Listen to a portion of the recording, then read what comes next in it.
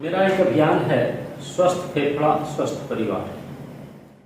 यदि फेफड़ा स्वस्थ है तो आदमी स्वस्थ है।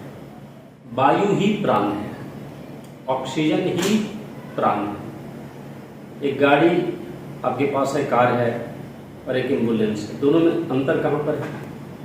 एम्बुलेंस ऑक्सीजन सिलेंडर नहीं होता है, यानी ऑक्सीजन ही जिंदगी है। ऑक्सीजन हमारा फेफड़ा रिसीव करता है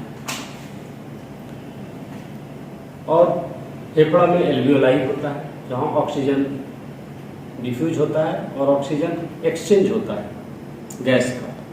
कार्बन डाइऑक्साइड रिलीज करते हैं, ऑक्सीजन हमारे ब्लड वेसल्स के थ्रू सारे सेल्स में जाता है। अभी आप देखिएगा कि फेफड़ा संबंधी बीमारी बहुत ज़्यादा हो गई है। राइनाइटिस, नाक से पानी बहना, खांसी होना, दम फूलना, COPD, अस्थमा, ये बड़ी सामान्य बात है। ये लगता है जैसे एक राष्ट्रीय बीमारी हो गई है। रनिंग नोज, दम फूलना, खांसी आना, कफ बनते रहना, एक सामान्य सी बीमारी हो गई। लगता है कि ये इसको तो होना ही चाहिए था। इसके पीछे कारण क्या है? और जब खास करके रनिंग नोज जब आता है, जब एलर्जी हो जाती है, मुंह से पानी बहना, तो ये इतनी परेशानी उत्पन्न करता है कि ये बंद ही नहीं होता है और ये इसको ठीक करना बड़ा मुश्किल होता है। बहुत सारे लोग तो इससे हार मान जाते हैं और उनको लगता है कि शायद अब ये ठीक नहीं होगी। कारण मैं बताता हूँ। इसके पीछे जो मेन कारण है वो एक तो है पॉल्यूशन, डस्ट। क्योंकि इतना ज़्यादा रोड पर डस्ट है, घरों में डस्ट है, इतना ज़्यादा धूल है कि वो हमारे नेजल पैसेज को ब्लॉक कर दे रहा है, जाम हो रहा है। दूसरा पॉलेन, जो पर पराग होती है, पर पराग फूलों से, पौधों से निकलता है, वो पॉलेन भी हमारे अंदर जा करके एक पॉल्यूशन क्रिएट करता रहता है। उससे ज़्यादा जो परेशानी क्रिएट होती है कि हम सबसे ज़्यादा केमिकल युग में जी रहे हैं। आज का जो जीवन है वो केमिकल युग हो गया है।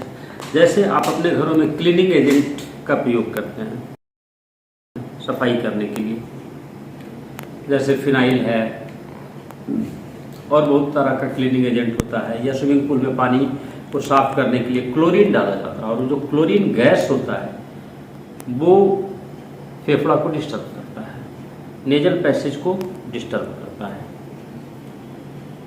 मॉस्किटो रिपेलेंट आप लगभग घरों में देखिएगा, मच्छर जलाने के लिए ऑल आउट लिक्विड या गुड नाइट क्या जलाएगा, उसमें बहुत ही ज़्यादा हार्मफुल केमिकल होता है। वो मच्छर को मारता है कैसे? उसके अंदर केमिकल होता है, फॉर्मल्डिहाइड दिया जाता है, उसके अंदर एसिटल्डिहाइड दिया जाता है, पायरेथ्रिन्स दिया जाता है और एलेथ्रिन्स दिया जाता है।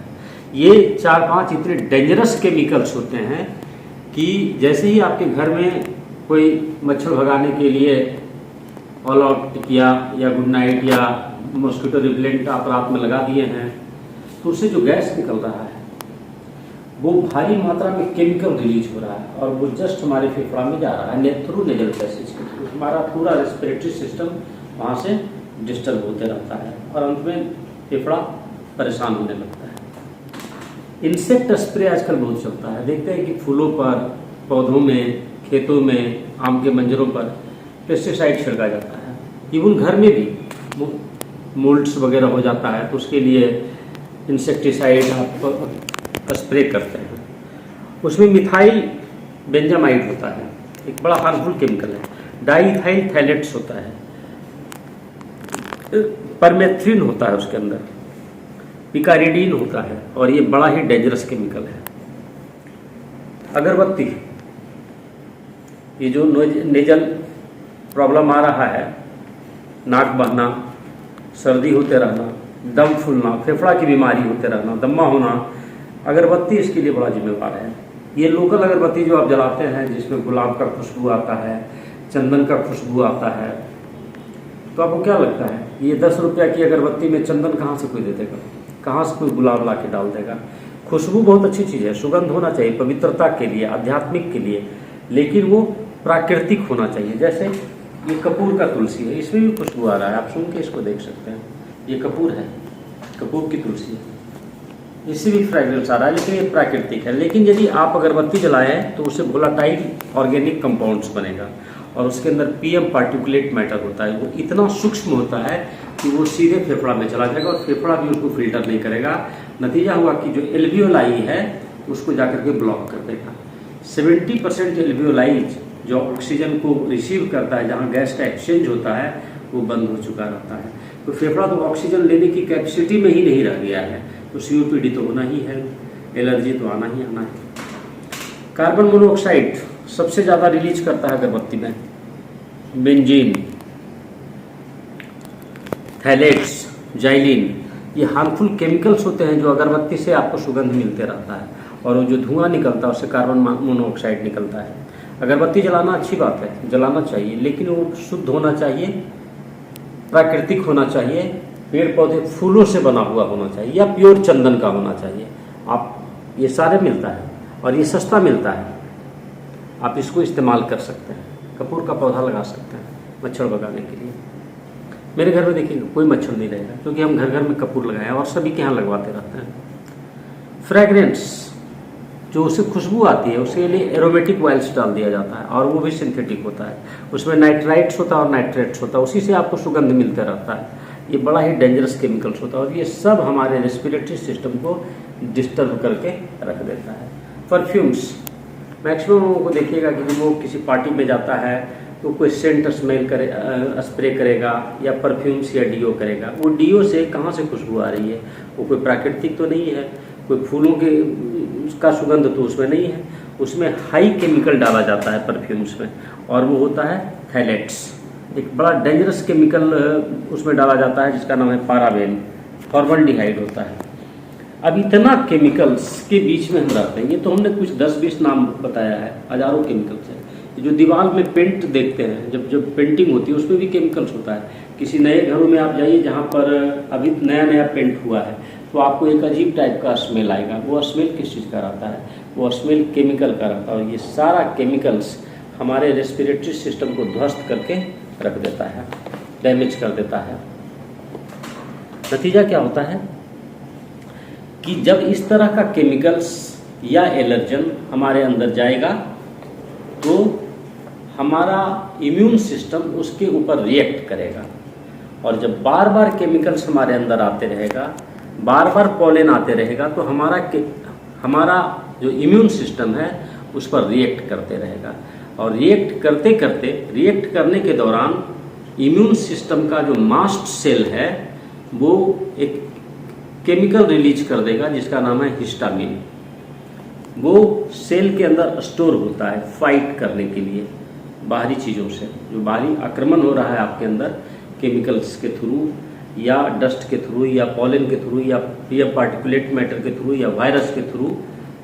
वो उससे डिफेंड करने के लिए, उससे लड़ाई लड़ने के लिए हमारा और आपका इम्यून सिस्टम एक केमिकल से रिलीज करता है जिसका नाम है हिस्टामिन। हिस्टामिन जब ज़्यादा बन जाएगा ब्लड के दौरान, तो वो ब्लड के वेसल्स को फैला देता है।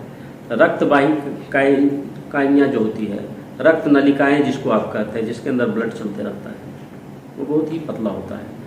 रक्त नलिकाएं, ब्लड वेसल्स, उसको वो फैला देगा, डायलेट्स कर देगा। तो डायलेट्स करने के और लीकेज कर देगा। जैसे कोई पाइप है, उससे पानी चल रहा है, और यदि वो पाइप में थोड़ा सा भी लीकेज हो जाएगा तो पानी आप देखते होंगे कि निकलने लगता है पाइप से थोड़ा थोड़ा। जैसे ही ब्लड वेसल्स लीकेज पर आएगा तो ब्लड के अंदर और आपके वेसल्स के अंदर पानी भी है, शरीर में मैक्सिमम पार्ट पानी है, वो पानी निकलने लगेगा, और उसी को आप रनिंग नोज कहते हैं, छींक आना। छींक क्यों आती है कि जैसे ही कोई पॉलन गया, कोई डस्ट गया, कोई केमिकल गया, हमारा इम्यून सिस्टम उससे रिएक्ट करेगा और उसको बाहर भगाना चाहेगा। वो बाहर भगाने का तरीका ही है छींक आना। छींक जब कोई करेगा तो वो डस्ट बाहर जाएगा, उसको रिएक्ट करता है, और रिएक्ट करने के दौरान ही आपको छींक आएगी और पानी आने लगेगा।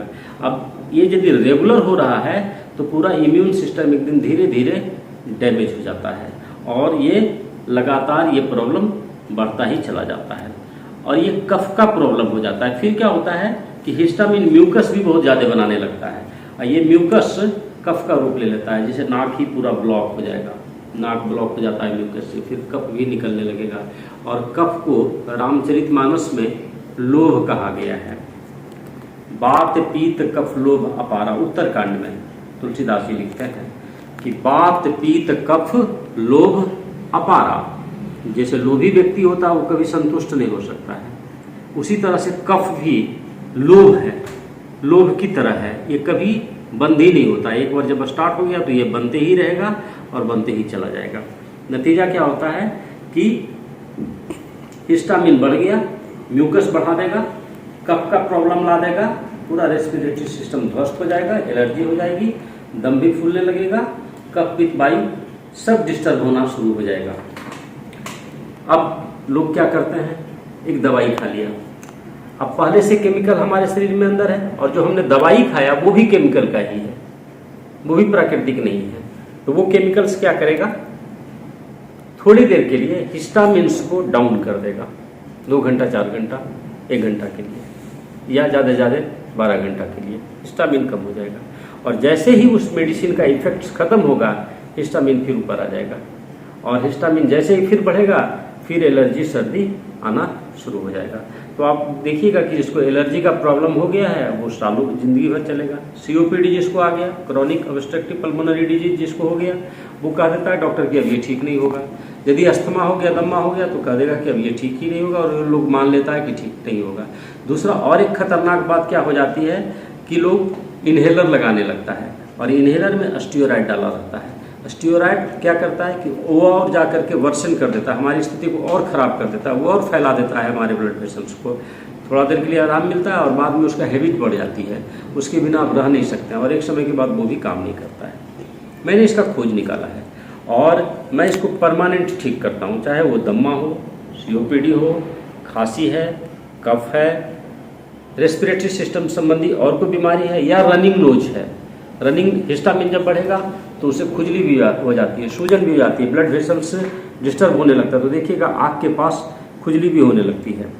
अब इसका क्या उपाय है, मैं इसका एक परमानेंट उपाय निकाला हूँ, और मैंने इसके लिए 2 भस्म तैयार किया है, शंकर भस्म। और ये शंकर भस्म लगभग 15 जड़ी बूटियों से हम बनाए हैं। एक सुबह में खाने के लिए देते हैं और एक शाम में आता है। सुबह में जो बनाया है हमने ये भस्म, देखिए ये भस्म है सुबह के लिए। इसमें नगर मुथा है, चित्रक, काकड़ सिंधी, अडूसा, सोमलता, काली मिर्च, टंकड़ भस्म, ये बनाया है हमने। इसको एक बार सुबह में खाना है। दूसरा एक शाम के लिए भी एक भस्म बनाया है, जिसमें डाला है मैंने अश्वगंधा, जबासा, सोठ, छोटी पीपल, तालिस पत्र, दालचीनी, अबरक भस्म और मुक्ता शक्ति भस्म। इस तरह से लगभग सभी दोनों मिला करके 16-17 जड़ी बूटियों से इसको तैयार किया है। और मैं पूरी जिम्मेवारी के साथ करता हूँ कि ये 3 से 4 दिन के अंदर एलर्जी कम होने लगता है, और यदि इसको लगातार 3 महीना तक खाया जाए तो ये फेफड़ा को फिर से साफ कर देगा और इम्यून सिस्टम को मजबूत करता है। ये कोई एलर्जी की दवाई नहीं है, ये हमारे रेस्पिरेटरी सिस्टम को स्वस्थ करने का प्राकृतिक जड़ी बूटी से बनाई हुई दवाई है। यदि इसको 3 से 4 महीना तक लगातार लिया जाए तो किसी तरह की भी एलर्जी खत्म हो सकती है। और मैंने इसका प्रयोग पूरी दुनिया में किया है, भारत के लोगों को भी दिया है, भारत के बाहर के लोगों को भी दिया है। मैंने भी स्वयं इसको खाया है और आज हम पूर्णतः एलर्जी मुक्त हैं। किसी तरह की न तो कोई रेस्पिरेटरी प्रॉब्लम रह गया है, न रनिंग नोज हो गया है। आपसे भी निवेदन है कि आपके आसपास यदि कोई इस तरह से पीड़ित व्यक्ति है तो आप इसके बारे में उनको सूचना दीजिए, और हम उनको स्वस्थ करने की जिम्मेवारी लेते हैं। परहित सरिस धर्म नहीं भाई, दूसरे को मदद करने जैसा कोई धर्म नहीं है। Thank you.